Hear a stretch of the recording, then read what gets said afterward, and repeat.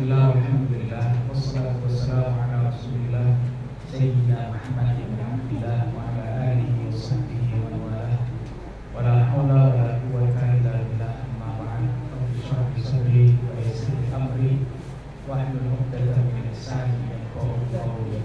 Subhanaka la ilma lana illa ma 'allamtana innaka antal alimul hakim. Wa la hawla wa la quwwata illa billahil aliyyil azim. Bapak, Ibu-ibu, jamaah majelis taklim Al-Iqan, alhamdulillah, bersyukur alhamdulillah kita bisa berjumpa kembali di majelis ini setelah istirahat sebentar berhubungan dengan Ramadan, ya. Insyaallah mumpung masih baru nih, saya juga mau ucapin taqabbalallahu minna wa minkum.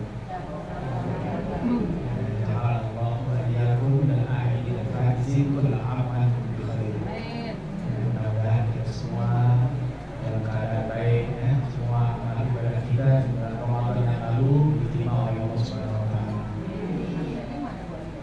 Ibu-ibu, bapak-bapak yang dirahmati Allah, pada pagi hari ini saya ingin menyampaikan materi kajian tentang mengenal lebih dekat kitab Ta'limul Muta'allim. Kenapa? Ini kitab, Bapak Ibu sekalian, kitab yang sangat bagus. Ya, kitab sangat bagus. Kalau bahasa anak sekarang ini kitab legend. Ya. Kitab ini udah tua umurnya, udah berabad-abad dan masih terus dipakai sampai hari ini.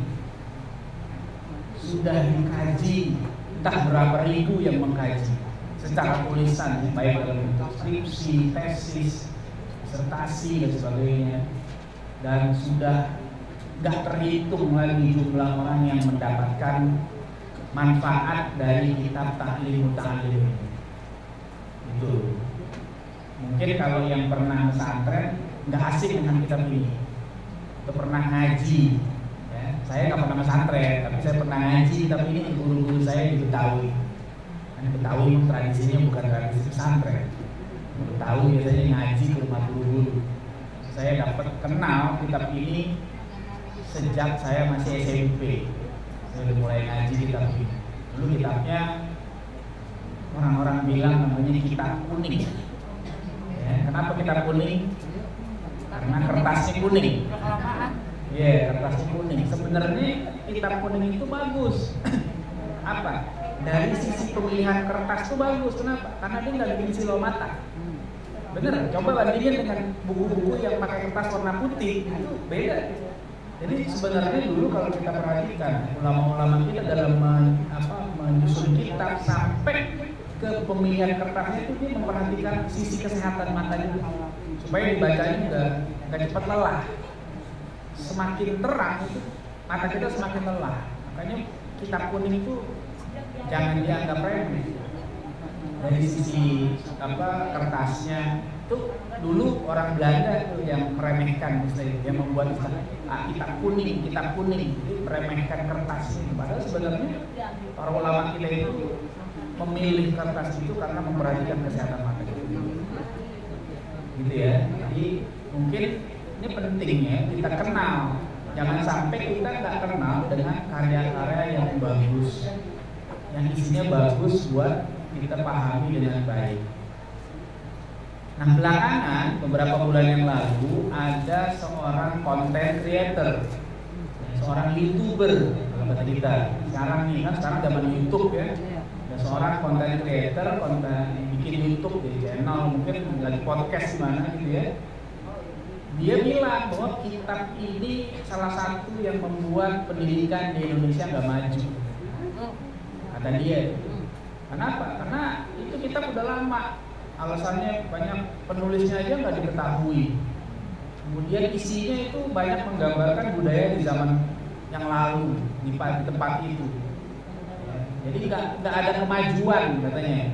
Kitab itu dikaji dan kitab ini katanya memang dijadikan kitab pertama di pesantren-pesantren sebelum belajar kitab-kitab yang lain. Sehingga akhirnya ya ketinggalan umat Islam di Indonesia ini ketinggalan dengan orang-orang di Barat. Di Barat udah pada maju, di Indonesia masih begini-begini aja. Kata seorang content creator ini. Dan saya yakin dia belum pernah baca kitab ini. Kalaupun baca dia nggak paham. Kenapa? Karena memang dia bukan background orang ini. Dia backgroundnya ilmu umum yang nggak pernah bersentuhan langsung dan tidak punya tradisi belajar kepada guru-guru yang punya otoritas keilmuan. Jadi tiba-tiba jadi content creator. Dia sebenarnya guru juga nih orang. Orang ini guru juga, guru umum. Seorang guru umum yang gajinya nggak ada berapa, cuman akhirnya zaman sekarang karena YouTube itu bisa menghasilkan uang, akhirnya dia nyambi lah kira-kira. Dan akhirnya banyak konten-kontennya disuka oleh orang, dapat duit banyak dari situ. Tapi belakangan ngomongnya agak bablas, ya banyak bablas. Kemudian ada yang ngomong tentang Palestina, ngiring tentang, dan kumpulnya dengan orang-orang yang pemikirannya agak ngiring begitu ya. Jadi akhirnya kelihatan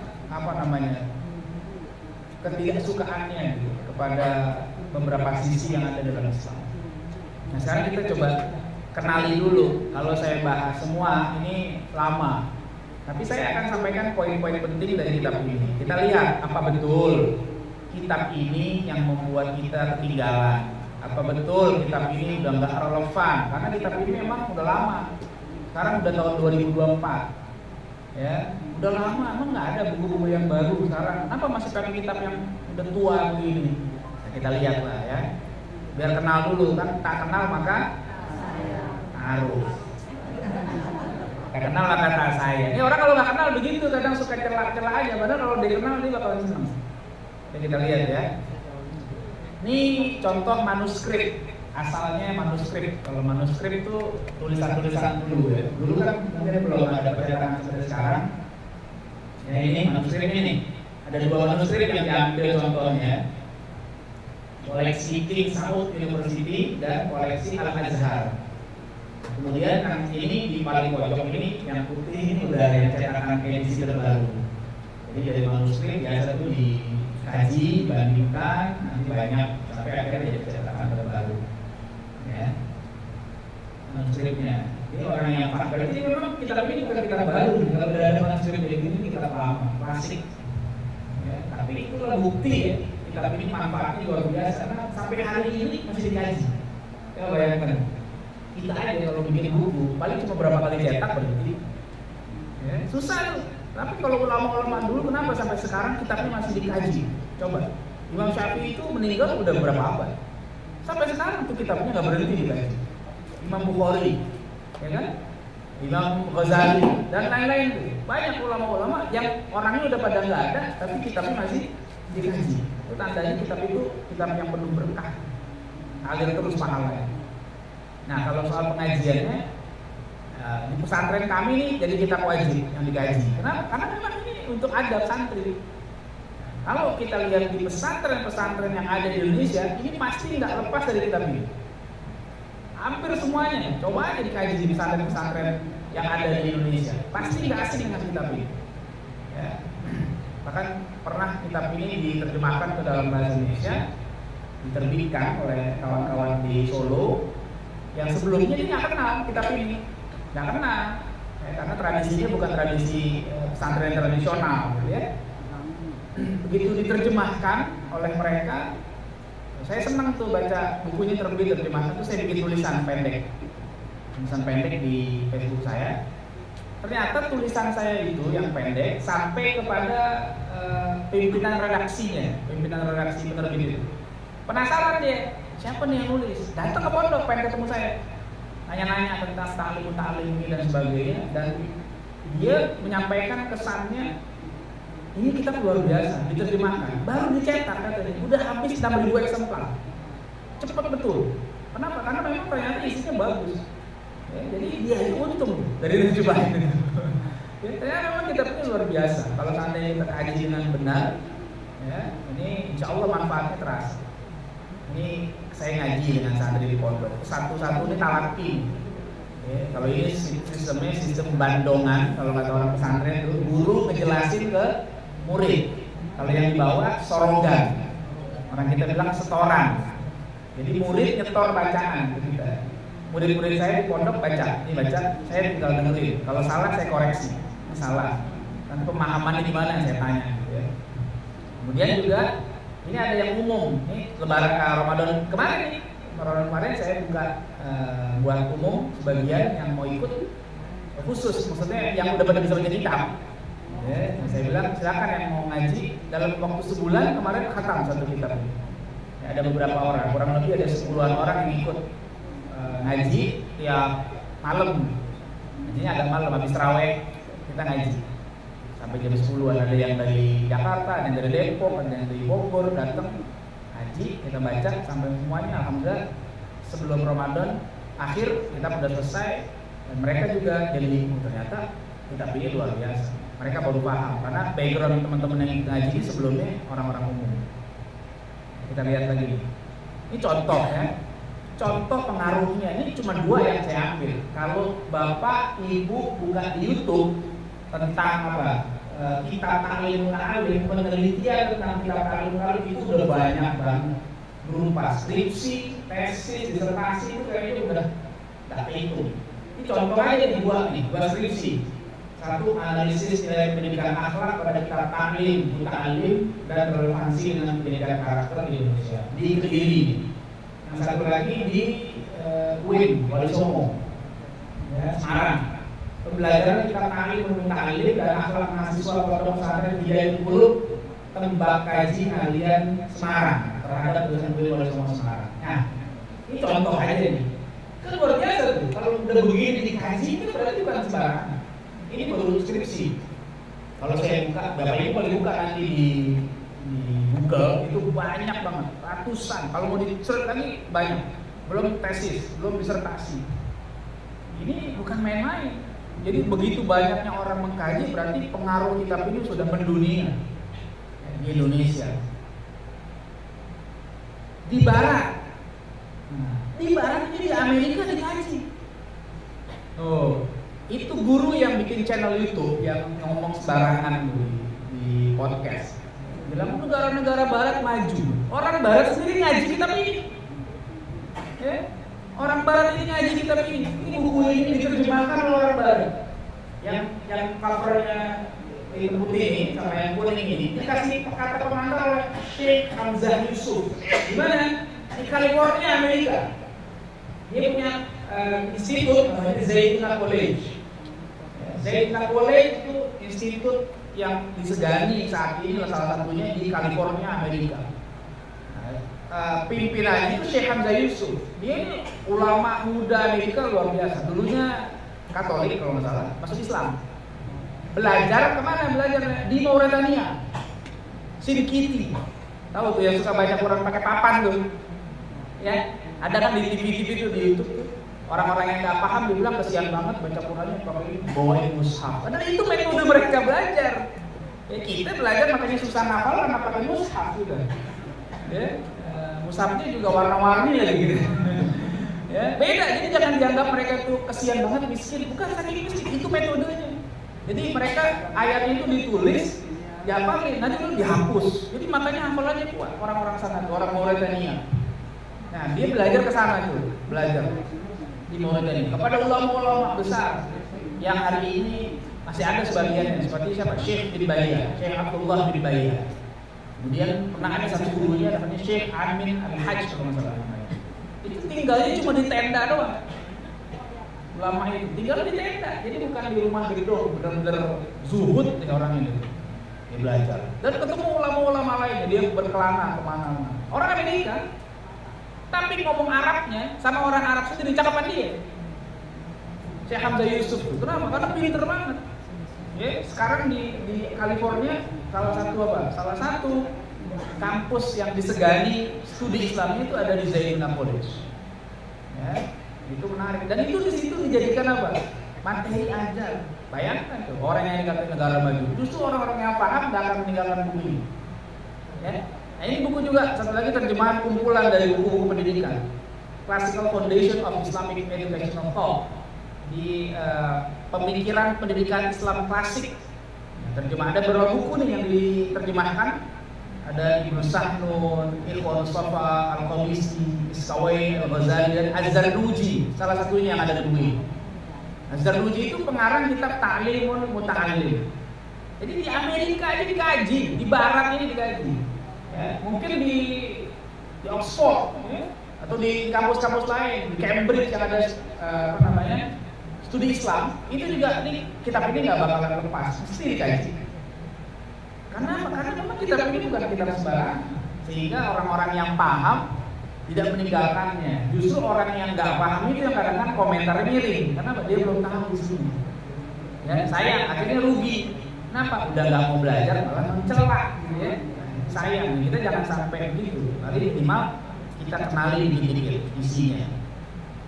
Nah, sekarang kita kenali dulu pengarangnya. Siapa penulis kitab Ta'lim Muta'allim ini?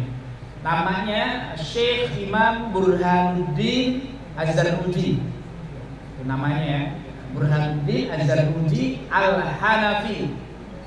Kenapa? Karena mazhab fikihnya Hanafi. Ya, beliau bukan mazhab Syafi'i. Mazhabnya apa? Hanafi. Dan ini menarik nih kalau kita lihat ya.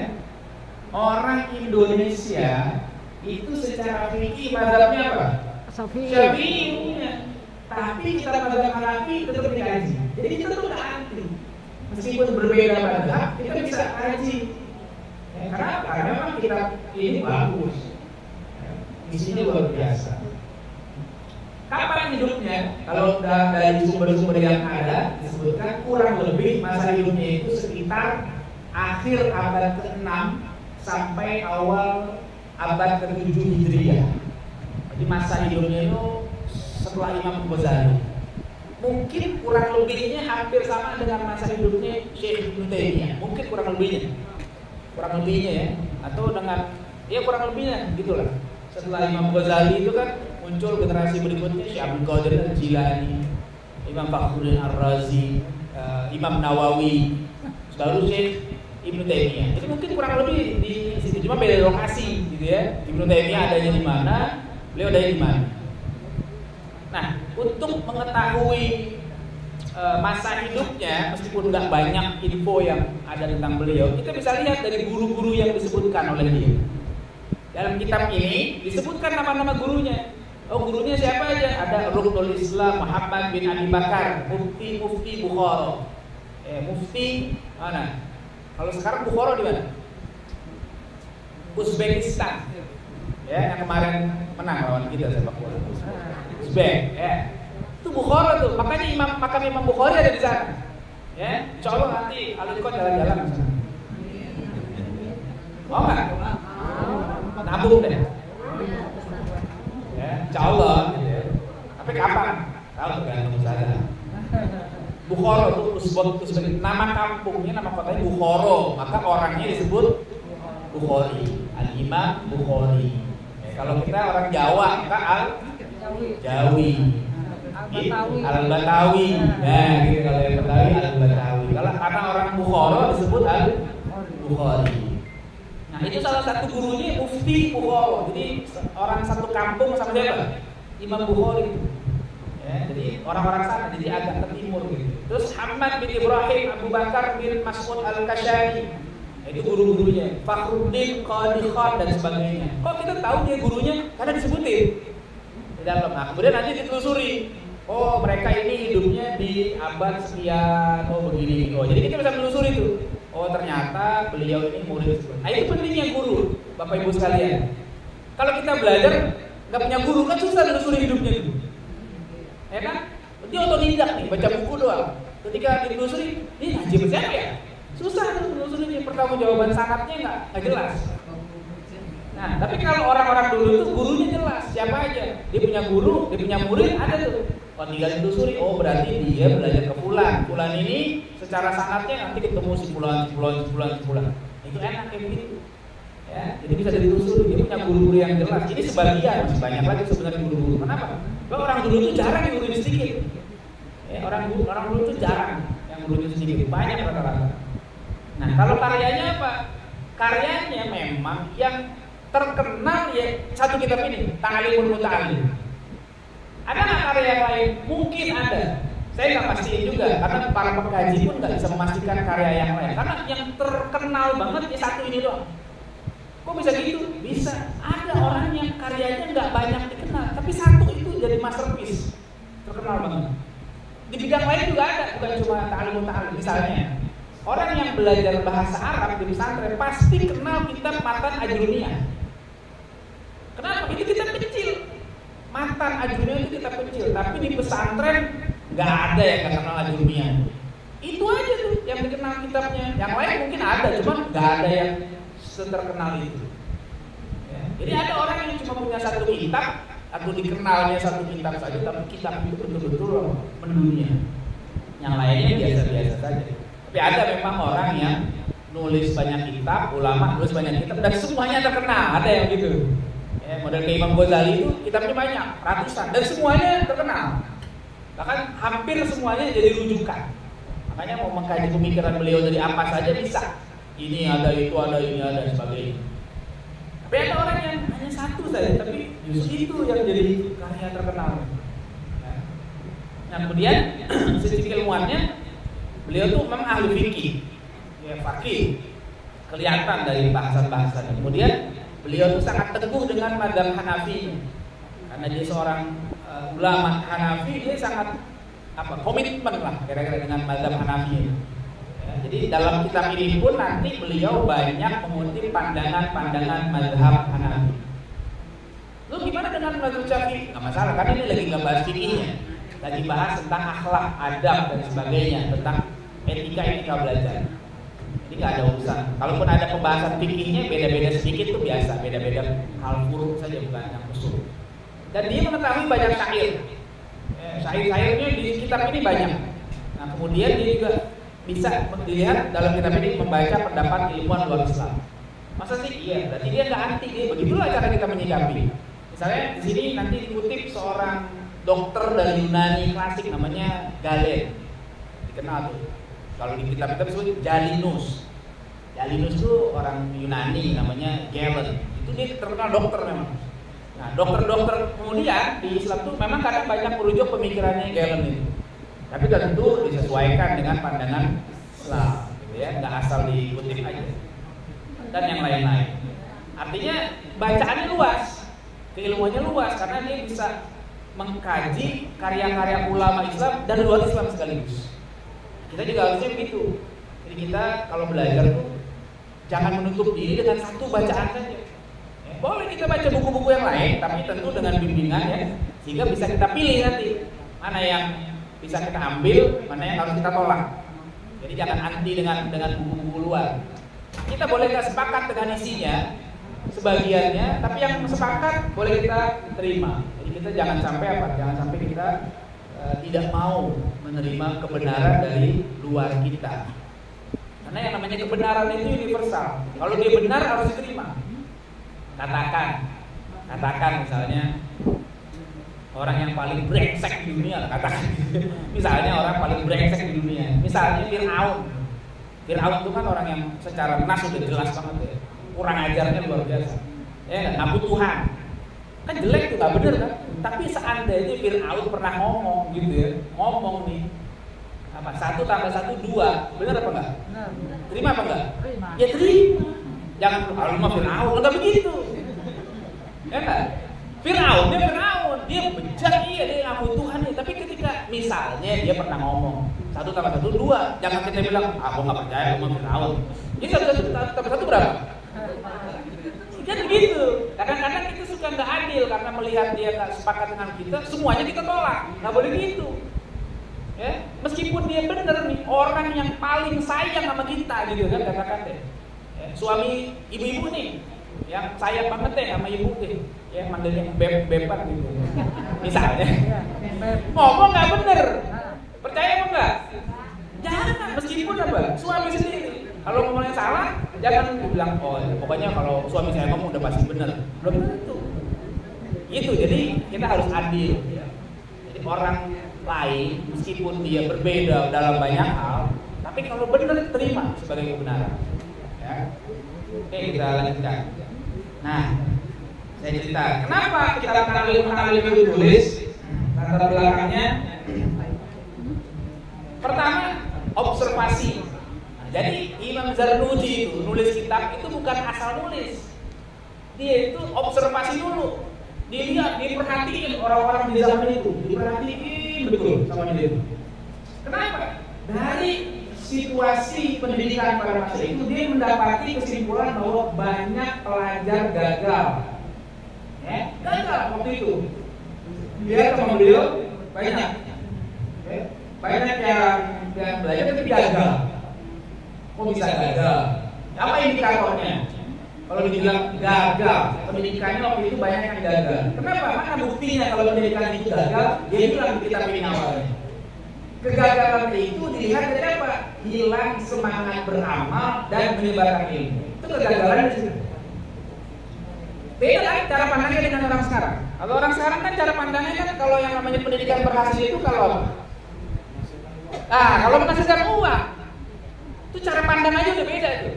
Orang zaman sekarang melihat pendidikan berhasil itu kalau anaknya dapat kerjaan enak.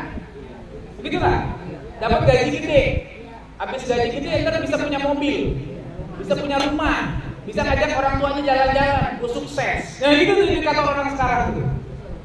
Imam Az-Zarnuji nggak ngelihat begitu. Yang dilihat oleh beliau waktu itu, ini kok banyak orang belajar tapi kok nggak ngamalin, gitu.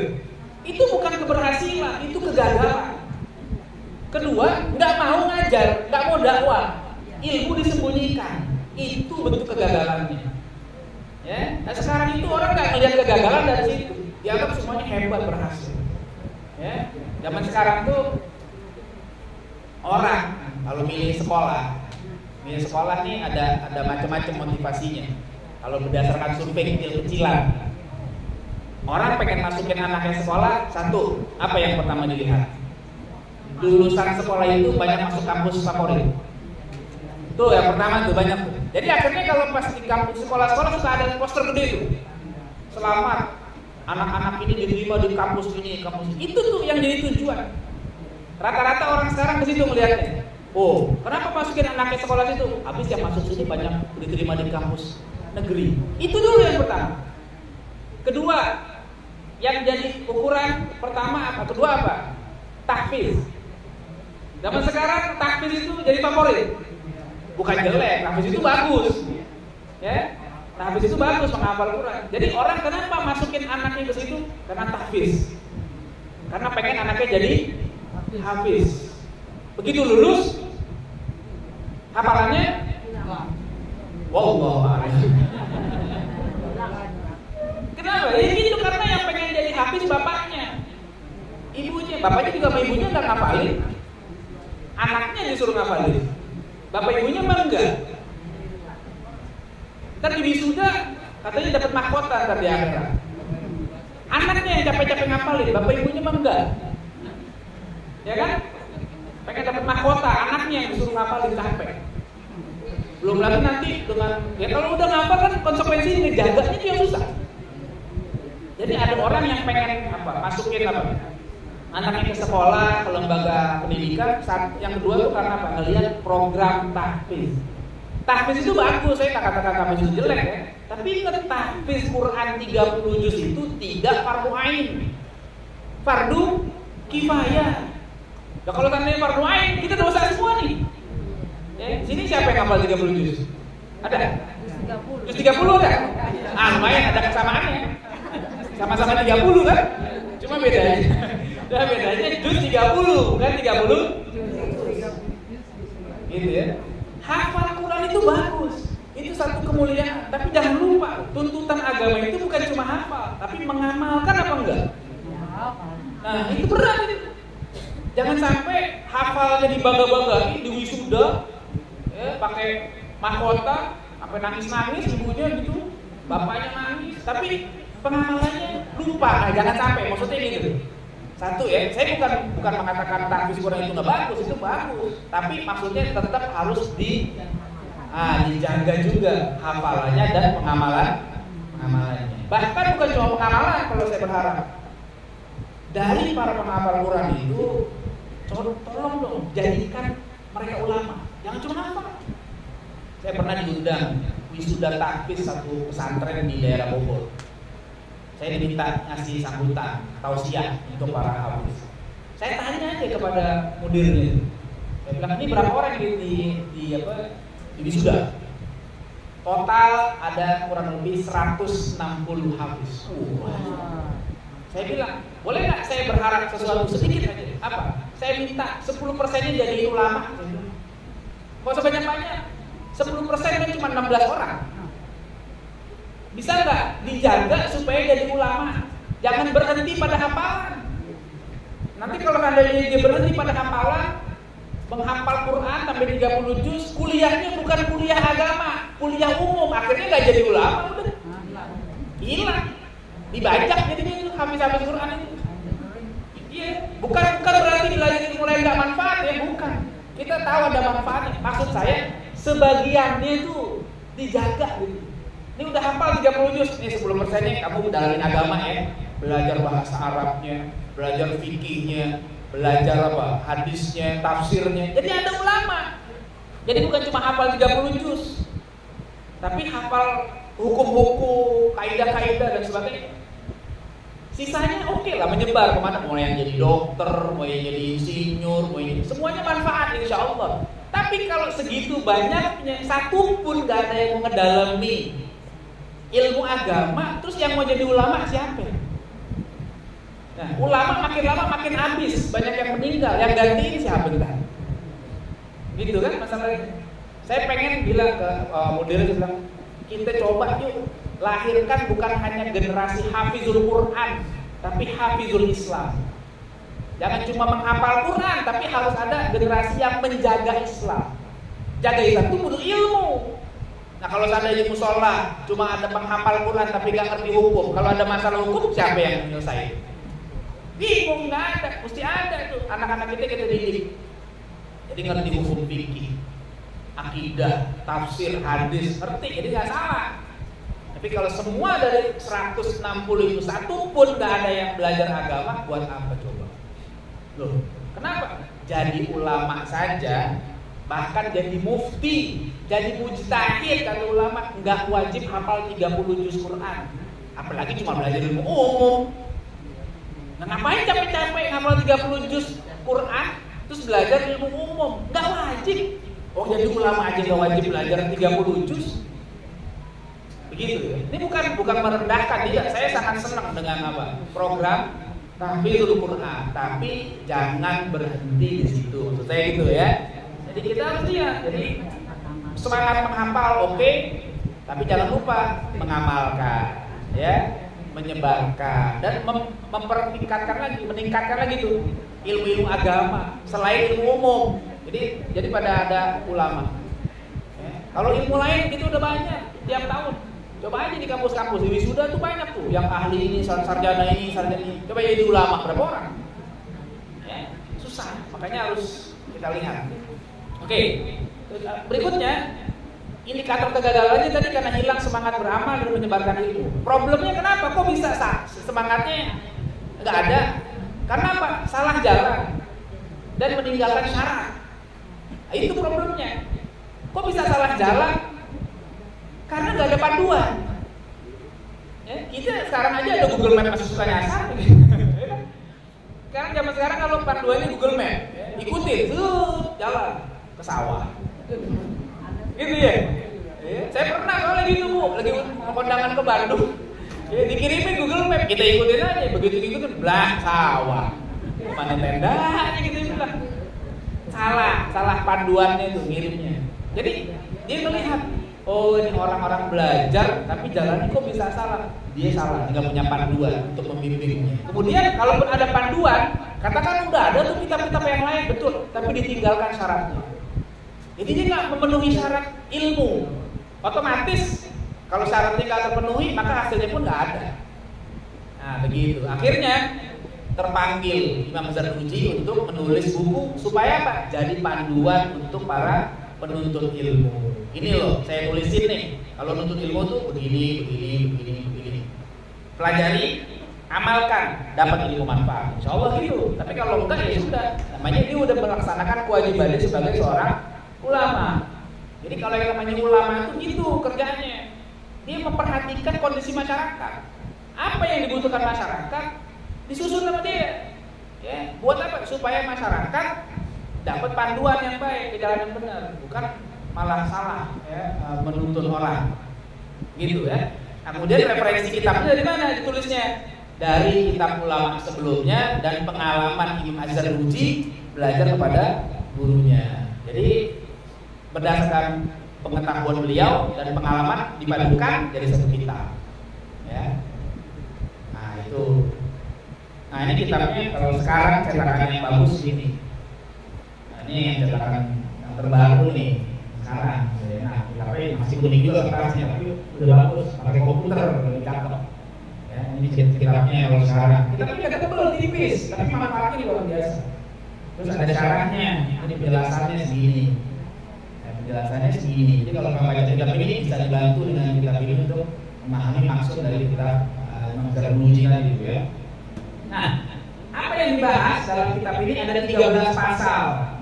Di sini cuma 13 pasal, nggak banyak. Satu pasal tentang hakikat ilmu, fikih dan keutamaannya.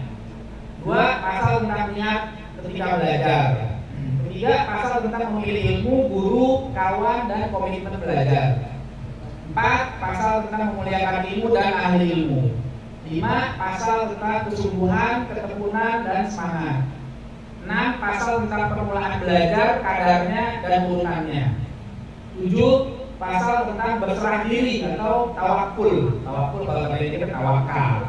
Itu bahasa apa namanya? Bahasa Arabnya tawakul, bahasa Indonesia tawakal ya. Pasal tentang waktu untuk meraih ilmu, pasal tentang kasih sayang dan nasihat, pasal tentang mencari faedah dan menjaga adab, pasal tentang menjaga diri, warok ketika menuntut ilmu, pasal tentang hal-hal yang menguatkan hafalan dan melemahkannya, pasal tentang hal-hal yang mengundang rezeki dan menambah keberkahan umur. Itu aja itu pasal 13 aja. Kalau dipahami, diamalkan ini, wah luar biasa, ya luar biasa, ini komplit nih ibaratnya. Karena ini waktu terbatas, saya nggak jelasin semua satu kitab ini. Butuh waktu lama nih kalau dibaca satu-satu nih ya. Cuma saya kasih poin-poinnya aja ya. Kita lihat apakah itu relevan atau enggak dengan kehidupan kita hari ini. Oke, relevansinya dan aktualisasi. Maksudnya kitab Ta'limut Ta'lim hari ini masih relevan nggak sih? Kan ditulis sudah lebih dari 9 abad kurang lebih lah.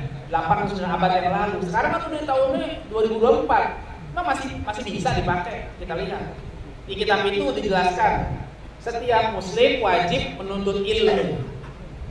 Ya, relevan apa enggak? Relevan sampai sekarang, wajib menuntut ilmu. Thalabul ilmi fardhatun 'ala kulli muslimin. Dari dulu sampai sekarang pesan Nabi itu enggak pernah basi. Wajib enggak kita menuntut ilmu? Wajib. Ya, jadi kalau dibilang meskipun pesannya lama, tapi sampai hari ini enggak ada kadaluarsanya. Coba kita lihat lagi. Setelah beliau menyampaikan kewajiban, disebutin kan menuntut ilmu wajib. Nah, yang namanya wajib dalam Islam itu ada 2. Ada fardu ain, ada fardu kifayah. Itu. Kenapa perlu dibagi kayak begini? Kalau nggak dibagi nanti susah belajarnya. Kenapa?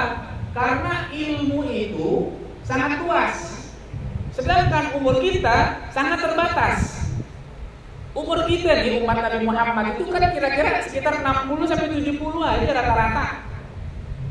Malahan sekarang banyak yang 40 udah pada lewat. Banyak kan? Jadi umur kita pendek, nggak mungkin kita bisa menguasai semua ilmu. Nah, oleh karena itu dibagi. Nih yang fardu ain, pelajari dulu. Kalau masih ada luang waktu, pelajari fardu kifayah sebagiannya gitu. Nggak apa-apa. Jadi ada tertib. Itu kata-kata beliau. Nanti ilmu fardu ain apa? Akidah, fikih, akhlak. Itu tuh fardu ain tuh. Nanti fardu kifayah ada lagi yang lainnya. Oke, kemudian ilmu itu sifat khas untuk manusia. Selain ilmu, hewan pun memilikinya. Nah, itu contoh, itu pemikiran beliau di kitab ini.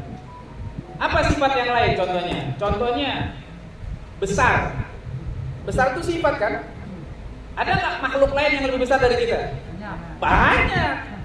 Gajah sama kita di mana? Gajah. Ya kan? Kalau ngomong gede-gedean maka gajah lebih unggul dari kita. Gitu kan? Kalau bicara tentang makan, yang banyak makan, ada nggak yang lebih banyak dari kita? Lah banyak, kerbau makannya banyak nggak? Banyak, makanya orang tua kita kalau marah suka gitu, makan dulu. Ya kan? Kayak kerbau gitu, karena kerbau makannya banyak. Nah kita makannya kan nggak banyak. Jadi kalau dilihat dari sifat yang lain, manusia kalah, bisa kalah sama makhluk lain. Tapi kalau ilmu, nah itu nggak ada makhluk lain itu punya ilmu. Ya, istimewanya manusia dia apa? Ilmu. Makhluk lain siapa yang paling dekat sama manusia katanya? Monyet. Monyet punya ilmu apa enggak? Enggak, monyet enggak punya ilmu. Insting mungkin kata orang, tapi ilmu enggak. Buktinya apa? Dari dulu sampai sekarang monyet makan pisang bagaimana caranya? Dikupas. Gitu doang. Ada perkembangan enggak? Enggak ada. Coba kalau manusia dari pisang bisa jadi berapa makanan? Nah, itu ilmu. Kolak pisang, es pisang hijau, apa lagi? Keripik pisang. Pokoknya ibu-ibu alim deh kalau soal pisang. Bolu pisang. Satu bahan bisa jadi banyak. Monyet sampai gini hari nggak mikir gimana bikin kolak pisang enggak? Gimana bikin keripik pisang? Kenapa? Nggak ada ilmu. Nggak ada. Makanya jangan dibilang monyet itu ilmunya nggak ada ilmu. Kalau dia punya ilmu, mestinya dia bukan usaha tuh. Bikin di Indomaret kali gitu. Gerai gitu, gerobak gitu ya. Tapi ada nggak begitu? Nggak ada. Manusia ada ide, oh bisa begini. Bahannya cuma satu. Itu tandanya manusia punya ilmu. Dan itu nggak bisa disaingin sama siapa-siapa. Ya. Hatta sama sekarang teknologi canggih. Sekarang ada yang namanya AI, Artificial Intelligence, kecerdasan buatan. Dia nggak punya ilmu. Dia alat. Orang sekarang tuh Google punya ilmu nggak? Enggak, Google tuh nggak punya ilmu. Makanya kalau dia belajar sama Google salah, orang nggak punya ilmu. Salah, orang belajar sama Google tuh salah. Google tuh buat alat nyari doang, bukan ilmu. Kok begitu? Karena dia nggak bisa bedain mana baik mana buruk. Coba aja kita cari di Google, yang baik keluar, yang buruk juga kadang keluar kan? Itu nggak ada ilmunya. Google, YouTube tuh nggak ada. Makanya kita manusia itu sifat khasnya itu ilmu. Hewan lain nggak punya, cuma manusia yang punya ilmu. Bahkan dengan ilmu itulah bisa mengungguli malaikat. Malaikat disuruh sujud sama Nabi Adam. Gara-gara apa? Ilmu. Wa 'allama Adamal asma'a kullaha. Itu karena itu, bukan karena yang lain. Nabi Adam itu dia diunggul, bukan karena badan. Itu bedanya. Iblis nggak mau sujud kepada Nabi Adam. Kenapa? Karena yang dilihat fisiknya. Kata Iblis, ya Adam diciptain dari tanah. Jadi yang dilihat fisik. Malaikat melihat Nabi Adam itu bukan fisiknya, ada ilmu di situ. Ilmu itu sifat Allah yang dikasih kepada Nabi Adam. Makanya malaikat, oh iya, dia memang dari tanah secara fisik, tapi Allah kasih ilmu. Malaikat melihat ilmunya, iblis melihat fisiknya. Makanya manusia itu kita jangan suka melihat fisik. Ibu-ibu, bapak-bapak kalau melihat fisik nggak mau ngaji sama saya, anak kemarin, gitu nggak? Kan kata ibu-ibu mungkin, lah ini bocah katanya, seumuran anak saya, mestinya dia ngaji sama saya, gitu kudunya itu. Kalau melihat fisik, ya, orang bilang, baru lahir kemarin, banyakan gue makan garam, jadi gitu. Tapi urusannya makan garam, kolesterol. Itu darah tinggi. Nah, tapi karena yang dilihat bukan apa? Bukan umur, bukan fisik. Oh iya ada sedikit kelebihan. Makanya Bapak itu mau ngaji. Kan begitu. Kenapa yang dilihat ilmu? Gitu ya. Nah, kemudian kata beliau, kemuliaan ilmu itu karena menjadi jalan kebaikan dan ketakwaan. Kenapa ilmu itu bisa membuat orang jadi mulia? Kalau dipakai buat kebaikan, kalau dipakai buat takwa. Kalau ilmu tidak dipakai buat kebaikan, akan nggak mulia, gitu. Ini relevan. Hari ini banyak orang yang punya gelar akademik, ya kan? Yang gelar di berderet kayak rel kereta, ya. Tapi korupsi, tapi nipu, ya. Banyak lagi kerjaan-kerjaan yang nggak baik. Apakah mulia? Nggak mulia. Kenapa? Ilmunya nggak bawa kepada kebaikan. Ya. Orang sekarang kan silo dengan gelar. Ya, inilah profesor lah, doktor lah, inilah bla bla. Iya, tapi buat apa tuh? Kalau nggak dipakai buat yang baik, nggak mulia. Jadi yang bikin mulia itu bukan gelarnya, Tapi kebaikan yang dilakukan itu yang bikin orang mulia. Ya. Jadi ada orang yang nggak punya gelar. Banyak ustadz-ustadz di kampung nggak punya gelar, kecuali gelar tiker paling. Ya. Banyak tuh nggak punya gelar akademik formal, nggak ada gelar titelnya doktornya, nggak ada. Tapi dia ikhlas ngajarin alif, ba, ta, itu mulia orangnya. Lebih mulia daripada orang-orang yang punya gelar tapi bukan untuk kebaikan. Banyak yang nipu. Zaman sekarang di dunia pendidikan, dari yang pendidikan dasar sampai pendidikan tinggi itu banyak masalah. Ada oknum-oknumnya. Ya, orang pengen di dunia kampus saya tahu, sebagiannya ada oknum. Saya nggak bilang semuanya lah, tapi ada oknumnya. Pengen dapet titel guru besar, profesor, kan syaratnya banyak tuh. Ya, harus apa? Harus bikin jurnal antara lain tuh.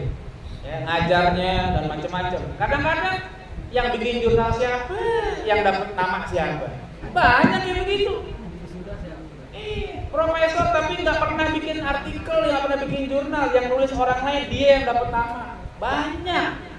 Makanya rame di dunia pendidikan tinggi itu orang. Iya, katakan jadi profesor tetap nggak mulia, kenapa? Karena nggak baik. Ya. Itu contoh yang hari ini terjadi. Jadi bukan masalah gelar akademik. Kemudian ilmu, nanti ada klasifikasi lagi di pembagian ilmu yang berbahaya haram dipelajari. Contoh ilmu ramalan bintang, astrologi, itu jangan dipelajari, bisa merusak keyakinan kita tuh. Kalau zaman saya sekolah dulu ada majalah-majalah tuh yang suka ada apa? Zodiaknya tuh. Wih, Sagittarius, asmara, si dia lagi ngambek. Keuangan agak bokeh. Kesehatan hilang dikit. Itu terus dibaca. Wah, aduh ngeri dah. Ya gitu. Itu rusak akidahnya itu.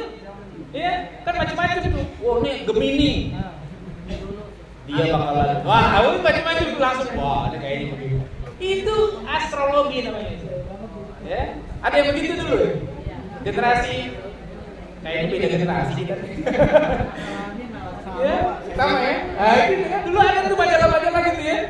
Jadi ada bacaan anak-anak muda. Saya juga teman saya kan udah ngaji, jadinya cuma baca doang aja. Apaan sih nggak percaya gini-gini.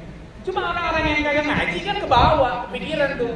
Oh begini, ternyata pantesan dia lagi ngambek nih, ramalannya begini gitu tuh. Ini anak-anak sekolah teman-teman saya pada tuh. Pantesan, wah ya udah. Ya, dia nggak paham tuh ya. Oke, kemudian contoh ilmu yang fardu kifayah disebut misalnya salah satu ilmu kedokteran. Ilmu kedokteran itu termasuk fardu kifayah yang perlu untuk dipelajari. Ya, dan tidak ada dikotomi, tidak ada pertentangan antara ilmu agama dengan ilmu kedokteran. Gitu. Makanya dalam kitab ini Az-Zarnuji, Imam Az-Zarnuji mengutip kata-kata Imam Syafi'i. Kata Imam Syafi'i apa? Al-ilmu ilmani. Ilmu ada dua macam. Ilmu tibb lil abdan wa ilmu fiqh lil adyan. Ilmu kedokteran buat kesehatan badan, ilmu fikih untuk ngurus agama kita. Jadi maksudnya apa? Dua-duanya boleh dipelajari. Ya, jadi ilmu fikih dipelajari, ilmu apa? Ilmu kedokterannya ini mewakili ilmu umum ya, bukan cuma ilmu kedokteran doang. Pokoknya ilmu yang bukan dari agama boleh dipelajari. Jadi makanya harus belajar. Saya kebenaran kemarin ada jamaah pengajian, ada beberapa orang dokter yang ikut ngaji. Ada 4 dokter, terus akhirnya kadang-kadang ada diskusi lah di WhatsApp tuh tentang masalah-masalah fikih. Ini dokter suka nanya. Terus saya bilang, makanya memang ilmu itu fikih itu yang harus paham bukan cuma ustaz, bukan cuma kiai, dokter juga harus paham. Ilmu kedokteran itu harus paham ilmu fikih, karena dokter akan menangani banyak masalah fikih. Jadi saya bilang gitu. Gara-gara ngomong itu, ini ada salah satu dokter punya inisiatif bikin pengajian khusus dokter. Jadi sekarang ini udah mulai, nanti malam Sabtu mulai, jadi dokter mengaji. Jadi alhamdulillah tuh ada hikmahnya tuh, ada 36 dokter yang ikut mengaji. Nah, jadi macam-macam tuh. Tadi kaitannya ketika dia menangani, bahkan bukan cuma masalah halal haram saja. Dokter banyak cerita ke saya. Dia kadang menangani penyakit pasien itu yang susah bukan penyakit fisiknya, tapi penyakit psikisnya. Karena menenangkan pasien itu gak gampang. Kalau dokter nggak punya ilmu agama yang cukup, dia bingung. Kata dia lebih berat menangani penyakit psikisnya Ustaz daripada penyakit fisiknya. Kalau pasien udah nggak tenang, itu obatnya susah. Tapi ketika dia bisa tenang, nanti penyakit fisiknya bisa pelan-pelan diobati. kayak gitu. Jadi artinya ini pendidikan ini yang disampaikan oleh Imam Az-Zarnuji itu betul-betul sangat relevan sampai hari ini. Ya kita lihat lagi. Ketika bicara niat, Imam Az-Zarnuji bilang niat untuk ilmu itu niat adalah fondasi amal. Ya sama lah. Makanya kalau niat itu harus ada, termasuk dalam bentuk ilmu. Innamal a'malu binniyat. Itu jelas fondasinya di situ. Jadi amalan apapun itu mesti ada niatnya. Nah, niatnya apa? Yang paling utama niat itu untuk mencari ridho Allah Subhanahu wa taala. Ini yang harus ditekankan. Baru niat-niat yang lain. Yang lain boleh niat yang baik, ya, cari kebahagiaan hakiki dan abadi di akhirat, menghilangkan kebodohan diri sendiri dan orang lain, menjaga eksistensi agama. Boleh niat yang bagus-bagus. Ya. Makanya kalau kita baca nih, ibu-ibu bapak sekalian, di kitab-kitab para ulama klasik tuh ya, kalau bicara tujuan pendidikan, kita nggak bakal nemuin tuh. Tujuan pendidikan adalah agar kita bisa dapat kerjaan yang enak. Nggak ada tuh. Gak ditulis supaya dapat ilmu, dapat pekerjaan, dapat gaji, gak ada. Kenapa? Karena kita yang orang Islam ini punya tujuan tertinggi, yaitu ridho Allah dulu. Terus gak kerja dong? Siapa bilang gak kerja? Orang kalau akhlaknya baik, dia paham agama, dia tahu agama Islam gak demen umatnya jadi pengangguran. Ya? Kalau belajar agamanya benar nih, nggak bakal tuh mau dia jadi pengangguran. Agama Islam mencela orang yang hidup dengan belas kasihan orang lain. Sibuk ibadah, tapi nggak ngapa-ngapain. Akhirnya orang jadi andelan, minta sono, minta sini. Allah nggak demen yang kayak begitu. Lebih mulia orang yang kerja tuh, daripada orang yang kayak begitu. Nah, jadi gimana dong? Kalau mau kerja, boleh nggak? Pengen kerja, boleh. Cuma letakkan tujuan itu, jangan tujuan yang tertinggi. Jadi kita belajar, tanamkan ke anak-anak kita tuh yang pertama nyari ridho Allah dulu. Nanti kerjaan itu jadi jalannya. Jadi misalnya kita punya anak, ibu-ibu, bapak-bapak punya cucu, belajar mau jadi apa? Saya mau jadi dokter. Nah, bagus, itu niatin ya jadi dokter biar Allah ridho. Jadi dia nanti jadi dokter yang diridhoi oleh Allah. Nah kalau dia mikirin ridho Allah, dia berani nggak malpraktek? Nggak berani. Kenapa? Dia tahu kalau malpraktek Allah nggak ridho. Dia curang, dia bunuh di dia malpraktek tadi itu, apalagi ya obat dan macam-macam lah. Pokoknya praktek-praktek nggak benar, dia nggak berani. Kenapa? Karena yang ada di pikiran dia adalah bagaimana dengan kerjaan ini Allah ridho sama dia. Itu dulu. Dia jadi insinyur, yang dicari bukan duit. Yang pertama ridho Allah dulu. Kalau udah mikir ridho Allah, kira-kira berani nggak tuh insinyur ngurang-ngurangin bahannya? Nggak berani. Ikut tender, ya kan begitu biasanya ikut tender. Sekarang kalau pas udah kejadian, kadang-kadang kalau yang nggak bener, yang curang kan spesifikasinya berkurang. Makanya ada mungkin kecelakaan pada saat kerja, kenapa? Bisa jadi karena apa? Karena spesifikasinya kurang. Makanya belum diresmiin, ambruk bangunannya. Ada nggak begitu? Ada. Yang nakal gitu, yang jujur kan nggak begitu. Dia nggak mikirin untung dunia dulu, Allah ridho apa enggak, kan begitu. Dagang, saya mau jadi pengusaha, bagus. Tapi jadi pengusaha yang Allah ridho. Kalau dia nyari ridho Allah, dia nggak bakal curang dalam dagangannya. Nggak mau dia ngurang-ngurangin timbangan. Ya, nggak mau dia ngoplos makanan. Ya, pakai daging celeng. Nggak mau dia. Kenapa? Karena Allah nggak ridho. Nah jadi ini penting buat kita tanamkan kepada anak-anak kita, pada cucu-cucu kita. Jadi kalau belajar tuh niatin dapat ridho. Jadi nanti kalaupun dia bekerja setelah dia lulus, dia cari kerjaan yang Allah ridho. Kalau Allah ridho dia jalan, kalau enggak dia tinggalin. Biar nanti gajinya gede. Gaji sebulan 100 juta, tapi Allah nggak ridho. Terusin apa jangan? Sayang nih. Terusin apa jangan? Jangan. Nah itu kalau udah ngaji begitu. Nah Allah nggak ridho. Tapi kalau orang yang nggak paham, sayang 100 juta. Wow, kalau ada haram-haram dikit lah, gitu ngomongnya. Haram dikit, dan kita sedekah aja, Allah juga maha pengampun. Gitu jawabnya. Ya Allah, salah paham. Gak boleh gitu. Ya, biar gaji gede, kalau Allah nggak ridho, dia nggak Ya, apalagi gaji kecil. Ya, udah gaji kecil Allah nggak ridho. Wah, rugi tinggalin. Gitu ya. Jadi ini relevan sampai hari ini. Jangan niat yang buruk dalam menuntut ilmu, cari perhatian, nimbun kekayaan, dapat kedudukan di sisi penguasa dan macam-macam lah. Itu niat-niatnya nggak benar. Kenapa? Sebab kalau niatnya udah kayak begini, dia bisa jual agamanya. Buat apa? Buat dapetin apa yang dia mau. Ya, yang tadinya haram teriak paling kenceng, begitu dapat duit halal. Nah, cadel dikit. Tadinya teriak haram, begitu dikasih halal. Dikasih gedean lagi halal, kasih gedean lagi harum. Sebegitu tuh. Kenapa? Karena tujuannya bukan nyari ridho Allah Subhanahu wa taala. Ya. Tapi kalau orang yang betul-betul nyari ridho Allah, sekali haram tetap haram. Enggak pakai mau dibayar berapa juga enggak haram. Nah, gitu. Makanya niatnya jangan enggak benar ya. Nah, sekarang gimana kalau ada orang belajar niatnya pengen dapat jabatan? Boleh apa enggak? Kata beliau boleh, asalkan bisa untuk amar ma'ruf nahi munkar. Tujuannya itu boleh. Nah, di situ seseorang harus mengukur kapasitasnya. Kira-kira ini kalau megang jabatan ini bisa nggak amar ma'ruf nahi munkar? Bisa nggak menegakkan kebenaran? Bisa nggak mengokohkan Islam? Kalau bisa, silakan. Nabi Yusuf juga pernah minta jabatan, ya kan? Supaya megang ekonomi Mesir. Kenapa? Daripada dipegang orang lain, mendingan dia yang pegang. Kalau seandainya dipegang orang lain, dikorup, rusak. Nabi Yusuf bilang, saya aja sini yang pegang. Saya ini hafizun alim. Dan Nabi Yusuf gitu. Saya ini orang yang terpercaya dan saya punya ilmu. Nah, itu boleh. Jadi kalau ada orang yang berjuang ya demi jabatan tertentu, kalau tujuannya amar ma'ruf nahi munkar, biarin. Tapi memang pertama ini susah masalahnya nih. Ya, ini susah. Yang bisa konsisten kayak gini nggak gampang. Ya, sebelum dipilih lantang, sesudah dipilih lantang itu susah tuh. Ya, kalau dia ada boleh, bukan nggak boleh. Ya, ulama-ulama kita juga ada kok yang jadi khalifah. Umar bin Abdul Aziz itu ulama. Khalifah yang 4 jangan tanya, semuanya ulama, mujtahid. Umar bin Abdul Aziz itu muhaddis, ahli fikih, tapi dia juga umaro.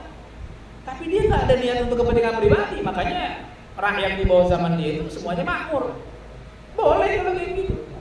Nah, jadi boleh nggak? Boleh. Jadi nanti kalau seandainya anak-anak kita dapat ilmu, dia pengen jadi ini, jadi itu boleh aja. Asalkan tadi dia bisa menegakkan amar ma'ruf nahi munkar. Jadi dia jadi dai dimanapun dia berada.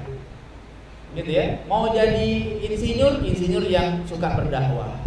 Ya. Mau jadi kerja di mana lagi? Dia punya restorannya dipakai jadi sarana untuk dakwah. Kan bisa kayak gitu.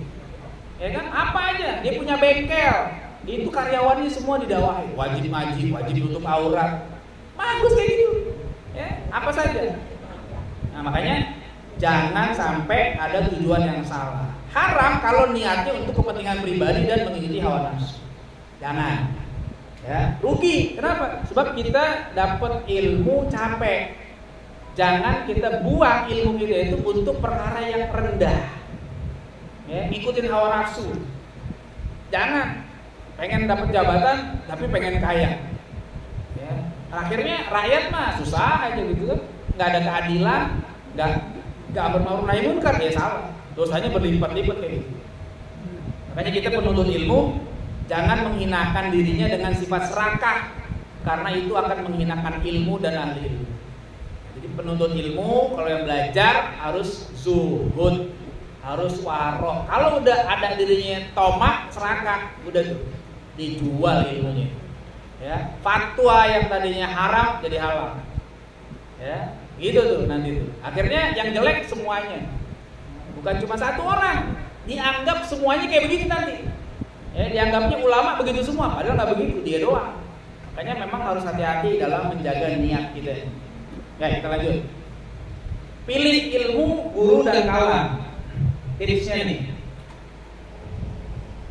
Di situ Imam Zarruji mengatakan, pilih ilmu yang baik, yang ada kaitan dengan urusan agama saat ini dan akan datang. Nah, ini dulu nih, ilmu fardhu ain.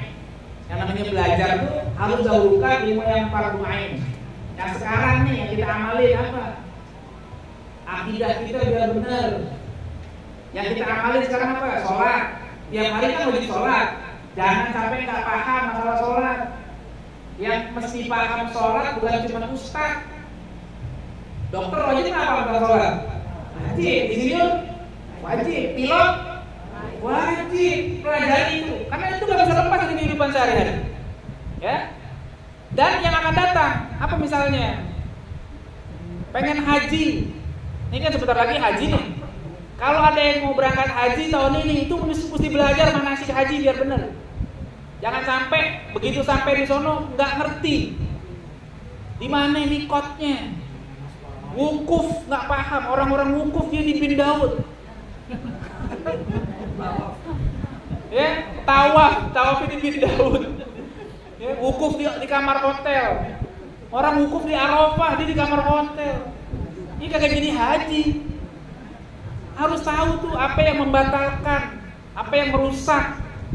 Bagi yang masih lama ya dia bisa santai, tapi kalau mau berangkat harus belajar. Ya. Jadi ilmu itu pelajari dulu. Jadi ilmu agama bukan ilmu khusus buat ustaz, buat semua orang. Terus belajar akidah yang benar agar nggak salah jalan. Hari ini relevan. Kenapa? Zaman sekarang tantangan keimanan lebih banyak daripada dulu. Zaman sekarang nih, kalau dilihat dari banyak kajian belakangan, itu hari sekarang tantangannya bukan akidah yang non muslim aja. Ateis sekarang banyak. Ada fenomena namanya ateisme baru, new atheism. Sekarang tuh banyak. Orang-orang udah pada nggak percaya Tuhan. Hampir di seluruh dunia gerakan ini masif, banyak banget. Nah kalau kita nggak paham akidah ini, bisa-bisa nanti bahaya tuh, kena kita, keluarga kita tuh. Kenapa? Karena nggak paham akidah yang benar. Orang pindah agama, orang nggak percaya Tuhan dan sebagainya, campur-campur, pluralisme agama, itu banyak hari ini fenomenanya. Kenapa? Karena nggak paham akidah yang benar. Ya. Pilih guru. Nah, cara pilih guru yang mana? Beliau menyampaikan tipsnya. Pilih yang otoritatif, baik dan pengalaman. Itu bahasa Arabnya a'lam, aura dan asan. Saya terjemahkannya gitu. Otoritatif. Bapak Ibu kalau pengen belajar, cari gurunya memang yang ahli di bidangnya. Kalau Bapak Ibu pengen belajar ilmu masak, ya cari guru yang ngerti masak. Chef, jangan belajar sama orang yang nyeplok telur aja gemeteran. Nah gimana mau ngajarin masak? Ya? Gak bisa. Itu ilmu umum. Orang kalau pengen bisa ngebangun rumah, ngikut sama tukang. Lama-lama bisa. Belajar kepada yang otoritatif, punya otoritas. Dari kenaikin dulu ya, ngambilin pasir, ngambilin semen, lama-lama bisa tuh. Belajar plester dikit-dikit, ngaci dikit-dikit, lama-lama sampai bangunan tinggi dia bisa bangun. Kenapa? Dibimbing sama yang punya otoritas. Mau bisa berenang, belajar sama guru renang yang ahli. Nah kalau guru renang yang tenggelam mulu gimana coba? Mau les berenang, tapi yang ngajarin bisa cuman gaya batu doang. Gimana caranya? Ibu-ibu, bapak-bapak pengen bisa nyetir, belajar nggak? Belajarnya kemana? Ke sekolah setir, ya kan? Di situ ada guru yang ngedampingin. Cari, jangan belajar ke tukang jahit, ya salah lagi. Itu dalam ilmu dunia. Gimana ilmu agama? Kalau mau belajar fikih, cari ulama yang ngerti fikih. Kalau nggak ngerti fikih, ya nggak bisa kita ngaji sama dia. Kenapa? Biar katanya dia pinter, tapi pinternya bukan di fikih, pasti terbatas ilmunya.